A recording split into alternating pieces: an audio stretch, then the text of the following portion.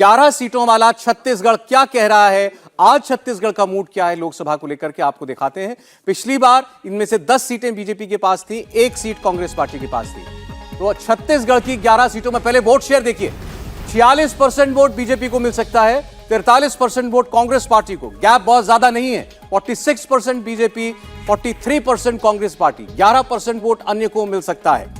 और इस vote share को अगर हम सीटों में ट्रांसलेट करें तो आपके सामने सीटें आएंगी। छत्तीसगढ़ की 11 सीटों में से किसे कितनी सीटें मिलती हुई दिखाई देती हैं, केवल 3% का गैप वोट शेयर में। सीटों पर जब आप आते हैं तो यहां भी कांग्रेस पार्टी पिछली बार की तुलना में बेहतर कर सकती है। 7 सीटें भाजपा, 4 सीटें कांग्रेस पार्टी, यानी सीधे सीधे 3 सीटों का 19 की तुलना में बीजेपी को नुकसान और 3 सीटों का कांग्रेस पार्टी को फायदा होता हुआ हमें दिखाई दे रहा है। लेकिन बीजेपी फिर भी यहां बहुत बेहतर है। और ये सारे वो राज्य हैं, राजस्थान हो चाहे छत्तीसगढ़ हो, जहां बीजेपी ने 95% से ज्यादा स्कोर किया। और आप देख रहे हैं 7 सीटें बीजेपी अब भी यहां जीत सकती है, कांग्रेस पार्टी 4 सीटें जीतती हुई हमें दिखाई दे रही है। लेकिन राजस्थान की तरह कुछ भरपाई ऐसा लगता है कि पिछले नतीजों की तुलना में कांग्रेस पार्टी ने की है। चंद एक सीटें कांग्रेस पार्टी बीजेपी से छीनती हुई दिखाई दे रही है। जो राजस्थान में अगर 4 हैं तो कांग्रेस, तो यहां छत्तीसगढ़ में भी 4 सीटें कांग्रेस पार्टी जीतती हुई हमें दिखाई देती है। तो गैप कम हो रहा है छत्तीसगढ़ में भी। बीजेपी और कांग्रेस के बीच में लगातार हमारी चर्चा चल रही थी कि ये जितनी सीटें कम हो रही हैं भाजपा की, क्या इसकी भरपाई भी किसी और जगह से होगी। 4 सीटें राजस्थान से और 3 सीटें यहां 19 के कंपैरिजन में देखें तो छत्तीसगढ़ में कम होती हुई दिखाई दे रही हैं। प्रदीप जी, ये 100% स्ट्राइक रेट वाले राज्य थे, यहां बीजेपी लग रहा है कि कुछ ग्राउंड दे रही है कांग्रेस पार्टी। नहीं, अगर छत्तीसगढ़ को देखें आप तो पिछली बार भी बीजेपी के लिए मुश्किल थी, संकट था। इसीलिए बीजेपी ने, संकट इसलिए था कि जो उसके सांसद थे उनकी एंटी इनकम्बेंसी बहुत ज़्यादा थी। तो बीजेपी ने अपने सारे सांसदों के टिकट काट दिए थे। तो उसके बाद जो है 11 में 10 सीटें जीती थी। इस बार क्या होगा, अब ये जो गैप कम हुआ है, ये एंटी इनकम्बेंसी सांसदों की है या राष्ट्रीय पार्टी से नाराज़गी है, इसका पता जब तक नहीं लगता तब तक अगर सांसदों से है तो टिकट काट कर उसकी भरपाई हो सकती है, अगर राष्ट्रीय पार्टी से है तो उसकी भरपाई बड़ी मुश्किल है। हालांकि समय है अभी 7-8 महीने का, लेकिन निश्चित रूप से बीजेपी के लिए वो स्थिति नहीं है जो 2019 में थी। बीजेपी को आप बढ़त दिखा रहे हैं लेकिन 2019 से कम। भावेश, देखिए, यहाँ पे 3 फैक्टर है जो बीजेपी के लिए नुकसानदायक है। जो पिछली बार 9 सीटें बीजेपी जीती थी। एक फैक्टर जो है बीजेपी के लिए, वहाँ पे लोकल लीडरशिप का थोड़ा सा क्राइसिस हो गया। पिछली बार 2019 में आप देखेंगे तो उसके आसपास रमन सिंह एक एक्सेप्टेबल फेस हुआ करते थे। फिलहाल आज की डेट में वो स्थिति नहीं है। बीजेपी का सेंट्रल लीडरशिप खुद ही कंफ्यूज शायद लग रही है कि उनको किसको आगे बढ़ाना चाहिए। तो एक फैक्टर वो है। दूसरा फैक्टर ये है कि जो स्टेट गवर्नमेंट है कांग्रेस की, फिलहाल वो ठीक ठाक काम कर रही है, तो उसका एक एज उसको लोकसभा इलेक्शन में भी मिल सकता है। तीसरी फैक्टर ये है कि जो 9 इनके पास जो सांसद है उसका एंटी इनकम्बेंसी है और काफ़ी एंटी इनकम्बेंसी है। हो सकता है कि कैंडिडेट चेंज कर दे तो ये स्थिति बदल जाए, लेकिन वो काफ़ी कुछ डिपेंड करता है कि जो असेंबली का चुनाव होगा उस पर कैसा रिजल्ट आता है। वो तो आपने 7 सीटें राजस्थान और छत्तीसगढ़, इन 2 राज्यों से ही देखें तो आपने बीजेपी की कम कर दी है 19 की तुलना में। मैंने कम नहीं किया। राशिद साहब, छत्तीसगढ़ में कांग्रेस पार्टी 19 से बेहतर करती दिख रही है, 4 सीटें निकाल सकती है। जी देखिए सौरभ, मैंने जैसे कहा कि वो 19 में भी अगर जो बालाकोट वाला मामला नहीं होता तो हो सकता है कांग्रेस को 3-4 सीटें वहां मिल जाती। इसीलिए मैं बार बार कह रहा हूं कि अगर सामान्य चुनाव होगा तो 24 में नरेंद्र मोदी जी को काफ़ी समस्याएं होंगी। अभी तो हम बिहार, महाराष्ट्र, बंगाल और कर्नाटक की बात नहीं कर रहे हैं जहां भारी संख्या में सीटों का नुकसान हो सकता है, क्योंकि भाजपा को बहुत वहां पे भी अच्छी परफॉर्मेंस भी थी, जो एक तरीके से हिंदी हार्टलैंड के बाहर के जो राज्य हैं। तो ये तमाम जोड़ घटाव बताता है कि देश का जो मूड है इस समय, वो नरेंद्र मोदी जी को एक बढ़त तो है लेकिन एक कंफर्टेबल बढ़त नहीं है। और छत्तीसगढ़ इसको बहुत साफ तौर से बेहतर तरीके से रेखांकित करता हुआ नजर आता है। बार बार आपने भी, बाकी लोग भी बात करते हैं कि पुलवामा ने, बालाकोट एयर स्ट्राइक ने एक बड़ी जबरदस्त जंप दी थी बीजेपी को, नरेंद्र मोदी को। कोई आंकलन है कि आम चुनाव में और बालाकोट के बाद जो बनी परिस्थितियां थी, कितना मार्जिन आ गया उसके बाद?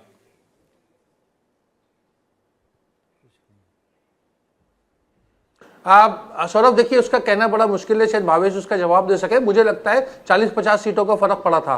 अच्छा, मानते हैं भावेश आप? मुझे लगता देखिए है मैं बताता हूँ, जो कोई भी फर्क चुनाव पड़ा था, प्रदीप जी। वो वोट शेयर का, जो सीट शायद 50,000 से जीतते वो 3 लाख से जीत गए, तो उसका फर्क निश्चित रूप से पड़ा था कि टोटल वोट परसेंटेज उससे शायद कम होता। लेकिन बालाकोट ना होता तो बीजेपी के 303 ना आती, ये मानने का कोई तार्किक आधार नहीं है। ये केवल एक ओपिनियन हो सकती है कि ऐसा होता तो ऐसा होता, और ये क्यों मानकर चल रहे हैं राशिद साहब कि इस बार कोई बालाकोट नहीं होगा? नहीं, अरे आप कह रहे हैं बालाकोट दोबारा होगा? नहीं, उस तरह का कुछ भी हो सकता है, उससे बड़ा भी हो सकता है, उससे बड़ा भी हो सकता है। अभी राजनाथ सिंह ने कहा कि हमने कारगिल के टाइम एलओसी पार नहीं की थी, लेकिन याद रखें हम तब भी पार कर सकते थे, आज भी कर सकते हैं, और जरूरत पड़ेगी तो कल भी करेंगे। और इतना ही बहुत होता है नहीं, उन्होंने ये बात फिर दोबारा रिपीट भी की। उन्होंने कहा कोई नहीं समझाओ तो मैं दोबारा इस बात को कह देता हूं। तो ये बड़ी चर्चा है देश के अंदर कि क्या 2024 के चुनाव से पहले कोई ऐसी परिस्थिति बन सकती है कि एक बार फिर हम कोई तनाव होता सीमा पर देखें। हर्षवर्धन जी, नहीं, एक तो ये कहना है कि बालाकोट ने एज दे दिया था। नहीं, मैं इसको बिल्कुल नहीं मानता हूं। और ये कहते हुए उस साजिशी सिद्धांत के साथ हम लोग जाते हैं कि पुलवामा कोई ऐसी साजिश थी जो चुनाव के लिए हुई। मुझे लगता है एक पत्रकार के तौर पर, एक भारतीय नागरिक के तौर पर इसको स्वीकार करना मेरे जैसे व्यक्ति के लिए तो बहुत मुश्किल है कि देश की सेना और उसका, जिसको हम कहें कि कोई उसका सैक्रिफाइस करेगा, ये मैं बिल्कुल नहीं मानता हूं। ये बहुत ही खराब कॉन्स्पिरेसी थ्योरी। जहां तक रही कि भारत क्या पाकिस्तान या पीओके या कहीं कोई आतंकवादी ठिकाना है उस पर हमला कर सकता है, अब ये एक्चुअली मैं भी इस पे पाकिस्तान को कैविएट भी दे दूं क्योंकि अभी ये चर्चा हुई। हम लोग जब बात करते हैं तो पुलवामा बालाकोट में कई बार अंतर नहीं करते हैं, और मैंने भी जो यहां भी कहा, हमने जो बात की उसमें भी कोई गलत संदेश नहीं जाना चाहिए, तो उसको क्लैरिफाई कर देना चाहिए। ये चर्चा कि पाकिस्तान में घुसकर कोई कार्रवाई हो सकती है, ये प्रेमाइस नहीं है कि क्या हमारे यहां कोई दोबारा ऐसी कोई आघात हमको पहुंचेगा जिसका जवाब हम देंगे, वो बात नहीं होगी। जवाब है कि क्या कोई कार्रवाई पीओके में या आतंकवादियों के लॉन्च पैड्स पर कोई ऐसी कार्रवाई क्या भारत इनिशिएट कर सकता है? ये बात जो पहले लगता था कि असंभव है, 26/11 के बाद हमने कुछ नहीं किया। सेना तैयार थी, जो ओबामा ने अपनी किताब में लिखा है कि भारतीय सेना तैयार थी, एक्शन करने के लिए सरकार एक समय तैयार थी, लेकिन कांग्रेस में ये राय बनी कि अगर ऐसा एक्शन हमने लिया तो इसका फायदा चुनाव में बीजेपी को मिल जाएगा, इसलिए कोई एक्शन नहीं लिया। बालाकोट करके हमने बताया कि हम सीमा पार कर सकते हैं, वो जो वर्जना थी उसको तोड़ दिया। तो बात करें तो पुलवामा नहीं बालाकोट कहना चाहिए। बिल्कुल। और दूसरा मैं ये कह रहा हूं, पहली बात तो ये कि पाकिस्तान को भी पता है वो ऐसी हरकत करने से बचेगा। दूसरा मैं कह रहा हूं कि जब हम लोग ये बात करते हैं तो मुझे लगता है कम से कम जो हिस्टोरिकल डेटा है उसकी बात तो जरूर करनी चाहिए। उत्तर प्रदेश सबसे मजबूत राज्य, 2014 में 71+2 73 सीटें, 71 भारतीय जनता पार्टी की, 2 अपना दल अनुप्रिया पटेल वाली। 19 में क्या होता है? 19 में 62+2 62 भारतीय जनता पार्टी और 2 अनुप्रिया पटेल वाली। इसका मतलब यह हुआ कि जो भी देश में इक्वेशन था वो पॉलिटिकल इक्वेशन के लिहाज से चेंज हुआ। उसमें बालाकोट, अगर बालाकोट होता तो 80 में 80 2019 में क्यों नहीं जीते? तब कहेंगे कि सपा और बसपा का गठजोड़ हो गया।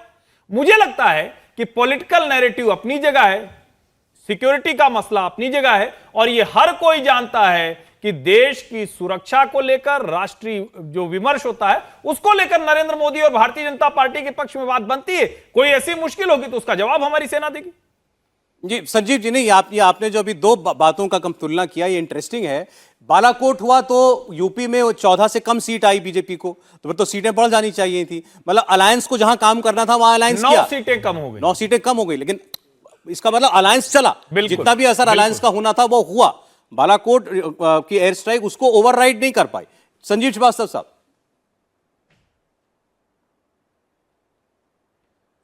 देखिए ये सब क्या ना इफ एंड बट की जो पॉलिटिक्स होती है और जो हम एक्स्ट्रापोलेट करते हैं कि ऐसा होता तो वैसा होता, ये सब बातें बड़ी मुश्किल हैं। लेकिन 2 बातें कम से कम ये तो मेरे पर्सनल अनुभव में और मेरी समझ के अनुसार तो बिल्कुल तय है कि बालाकोट एयर स्ट्राइक से और जो घुस के मारने वाली जो प्राइम मिनिस्टर की बात होती थी उस पर अमल होने से एक देश का नैरेटिव उस समय बदला। अब वो जैसे प्रदीप जी कह रहे हैं कि जो 3 लाख से जीते वो 50,000 से शायद जीतने वाले तो थे ही, लेकिन मेरा दूसरा तर्क उसमें ये है कि जब कोई चीज़ चढ़ती है तो उसके चढ़ने की कोई सीमा नहीं होती, और जब गिरती है तो गिरने की कोई सीमा नहीं होती बाय एंड लार्ज। तो वो अब वो बालाकोट की वजह से हुआ कि वो वैसे भी जीत रहे थे, ये तो एक एंडलेस बहस है, तो वो तो हो चुका। अब मुद्दा तो ये है कि जो बार बार राशिद कहते हैं कि सामान्य चुनाव हुए, मतलब उनका कहना है अगर कोई बहुत नाटकीय बात नहीं हुई ऐसी तो बड़ा कठिन चुनाव होगा। मुझे भी लगता है ऐसा हो सकता है। और सामान्य बात क्या नहीं हुई, आप सौरभ आप स्वयं इशारा करे जा रहे थे, बार बार बोल रहे थे भाई ये देश में बड़ी चर्चा है कि क्या होगा 2024 से पहले ऐसी घटना, और उसमें कोई कॉन्स्पिरेसी नहीं है जैसे हर्षवर्धन जी कह रहे थे कि कोई पुलवामा बालाकोट की बात लेके कोई साजिश की तरफ इशारा है या कोई कॉन्स्पिरेसी की, नहीं। एक इवेंट हुआ, उस पर जो भारत सरकार का रिएक्शन रहा, उसने देश को एक इमोशनल मुद्दा दिया, एक इमोटिव पिच दिया, राष्ट्रभक्ति की भावना ज्यादा भरी, उसका सीधा लाभ बीजेपी को मिला। अब इस बार अगर भारतीय सेना पीओके में घुस जाए और उसका कब्जा कर ले तो खत्म हो जाएगी ना ये सारी चर्चा। आप उनमें क्या बात करते रहेंगे, 330 3 की 330 हो जाएंगी। क्योंकि अगर कोई भावनात्मक मुद्दा आता है जिसमें पूरा देश एक डोर से बनता है, तो फिर ये सारी गुणा भाग, छत्तीसगढ़ में इनकी परफॉर्मेंस बघेल की कैसी है, अशोक गहलोत क्या कर रहे हैं, कर्नाटक में जीत गई थे सिद्धरामैया सर, ये सब बातें धरी रह जाती है। देन इक्वेशन अलग होती है। अब आपने जो सौरभ स्पेसिफिक बात की बिल्कुल कि क्यों बालाकोट और उसके बाद भी आपकी 73 से 64 क्यों है, 62+2 वहां पे कम क्यों हुआ, इसका भी उत्तर मेरे पास नहीं है। लेकिन अलायंस था, एसपी बीएसपी जैसे दो जबरदस्त जो रीजनल पावर्स हैं उत्तर प्रदेश के, उनके अलायंस के बावजूद योगी मोदी जी की टीम का इतना अच्छा परफॉर्मेंस यूपी में, अब हम उसको किसका श्रेय दें, कम हो गया या इतना जबरदस्त वो ले आए इन ऐसे फॉर्मिडेबल ऑपोजिशन के बावजूद, ये भी एक पास्ट को एक्सट्रापोलेट करने की बात है। अब देखते हैं इस बार क्या होता है। और इस बार सामान्य चुनाव होते हैं जैसे राशिद कह रहे हैं कि होंगे तो कठिन होगा, या फिर कोई ऐसा इवेंट होगा जो ये गणित बदलेगा। ये एक कौतूहल का मामला है और उसके लिए हम आप भावेश किसी को कुछ नहीं मालूम है। तो अरे अच्छा, क्योंकि राशिद साहब ने बार बार एक सामान्य असामान्य वाली बात होती है ना चुनाव की, बल देता है जो अनौपचारिक राशिद साहब रूप से देश में चल रही आपने है। कहा, मैं आपकी बात का मतलब निकाल रहा हूं कि मतलब 19 का चुनाव बालाकोट एयर स्ट्राइक की वजह से असामान्य परिस्थितियों का चुनाव था, 24 का चुनाव आप मानते हैं सामान्य चुनाव था, 14 का चुनाव सामान्य था। जी जी, जैसे राशिद साहब 14 का चुनाव बिल्कुल सामान्य था और बदलाव का था, जैसे 1977 का चुनाव था। देखिए, जो मैं मेरे मित्र हैं हर्षवर्धन त्रिपाठी, मैं एक स्पष्टीकरण देना चाहूंगा। ये कोई इसमें कोई आदमी कोई और बाल की खाल नहीं निकाल रहा है या कोई कॉन्स्पिरेसी देख रहा है। देखिए, कारगिल का हुआ, घुसपैठिए आ गए थे पाकिस्तानी, हमने उनको एक युद्ध जीता, उसको अटल बिहारी वाजपेयी जी को राजनीतिक रूप से लाभ हुआ। इंदिरा जी की हत्या हो गई, इंदिरा जी की हत्या हुई, उसका राजनीतिक लाभ उस समय कांग्रेस पार्टी के हुआ। ये तो कोई सिरफुरा ही कहेगा कि कोई इंदिरा जी की हत्या के पीछे भी कोई 71 में बांग्लादेश बना तो लैंडस्लाइड हो गया। इतना बड़ा देश है, इतनी सारी घटनाक्रम होता है। नहीं, बांग्लादेश का तो उससे पहले चुनाव हो चुका था। तो बांग्लादेश का युद्ध बाद में हुआ। देखिए, तथ्यों को हम रख रहे हैं। मेरा कहने का तात्पर्य सिर्फ ये है कि भावनात्मक मुद्दे पे एक वोटिंग पैटर्न जो है वो थोड़ा बदल जाता है। और ये जैसा मैंने 1984 की घटना का जिक्र किया, 1999 के चुनाव का जिक्र किया, इस तरह के चुनाव में भी हो चुका है। ये कोई 2019 का कोई ना कोई अपवाद था और ना कोई उसमें हमें कोई उस पर रहस्य ढूंढना चाहिए या कोई कॉन्स्पिरेसी एंगल हो। ये एक चीज जरूर मुझे एक भारतीय होने के नाते एक डिस्टर्ब करती है सौरभ, जिसका मैं जरूर उल्लेख करना चाहूंगा कि जो बात पीओके हमारा है तो उसको कब्जा करने के लिए हम चुनाव का इंतजार क्यों कर रहे हैं? ये राजनीति से प्रेरित बयान क्यों दिए जाते हैं? अगर पीओके को हम ले सकते हैं अपनी तरफ मिला, वो हमारे देश का हिस्सा है, तो आज और अभी क्यों नहीं? क्यों हम 24 की बात कर रहे हैं? तो ये सारी की सारी चीजें इसको राजनीतिक चश्मे से नहीं देखनी चाहिए।